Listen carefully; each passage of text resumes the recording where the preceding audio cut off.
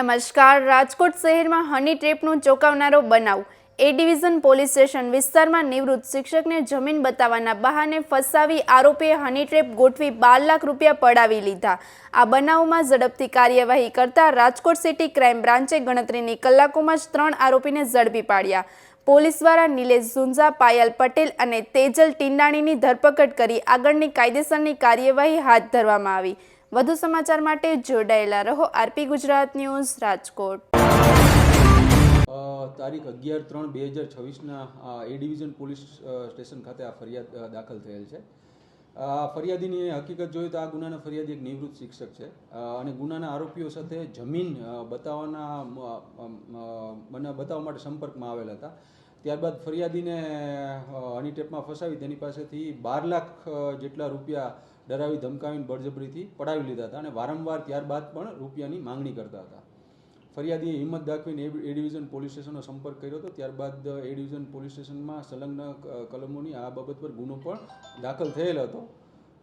બનાવની ગંભીરતાને જોઈને ક્રાઇમ બ્રાન્ચની અલગ અલગ ટીમો આ આરોપીઓને પકડવા માટે પ્રયત્નશીલ હતી. ત્યારબાદ ટેકનિકલ સર્વેલન્સ તથા હ્યુમન ઇન્ટેલિજન્સની મદદથી આ ગુનાના 3 આરોપીઓને પકડવા ક્રાઇમ બ્રાન્ચને સફળતા મળેલ છે. આરોપીઓનું નામ છે પાયલ પટેલ, જે ગાંધીનગરની રહેવાસી છે. ત્યારબાદ નિલેશ મૈયાભાઈ ઝુંઝા અને તેજલ ટીંડાણી, આ 3 આરોપીઓને પકડી એ ડિવિઝન પોલીસ સ્ટેશન સોંપી અને ત્યાં જ વધુ તપાસ તજવીજ ચાલુમાં છે. આમાંની એક આરોપી પાયલ પટેલ સામે અગાઉ આ જ પ્રકારની હની ટ્રેપ બાબતની ફરિયાદ અંકલેશ્વર પોલીસ સ્ટેશનમાં દાખલ છે.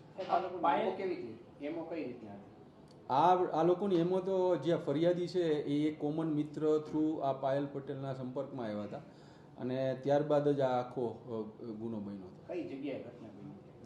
બસ સ્ટેન્ડ પાછળ એલેક્સા હોટલ છે. સર, આ પાયલ પટેલ છે એનો કોઈ રાજકોટમાં અગાઉનો ભૂતકાળમાં કોઈ ગુનો કે ગુનાહિત ઇતિહાસ મૂળ ક્યાંની?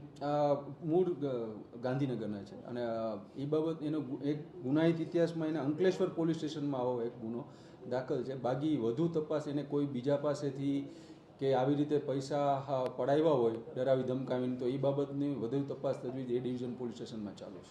પૈસા કેટલા માંગ્યા હતા અને કઈ રીતના પૈસા લીધા? 12 લાખ રૂપિયા માંગ્યા હતા અને આરટીજીએસ થ્રુ પાયલ પટેલના એકાઉન્ટમાં 12 લાખ રૂપિયા ટ્રાન્સફર પણ થયેલે છે અને ત્યારબાદ વધુ પૈસાની માંગણી પણ એ લોકો કરતા હતા.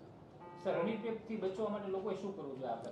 આ પ્રકારના હની ટ્રેપથી બચવા માટે એ જાહેર જનતાને અપીલ છે કે જો કોઈ વ્યક્તિને આવી રીતે કોઈ પણ બ્લેકમેલ કરવાનો પ્રયત્ન કરે તો કોઈ જગ્યાએ ડર્યા વગર નજીકના પોલીસ સ્ટેશન અથવા ક્રાઇમ બ્રાન્ચનો સંપર્ક કરવો. ઓકે.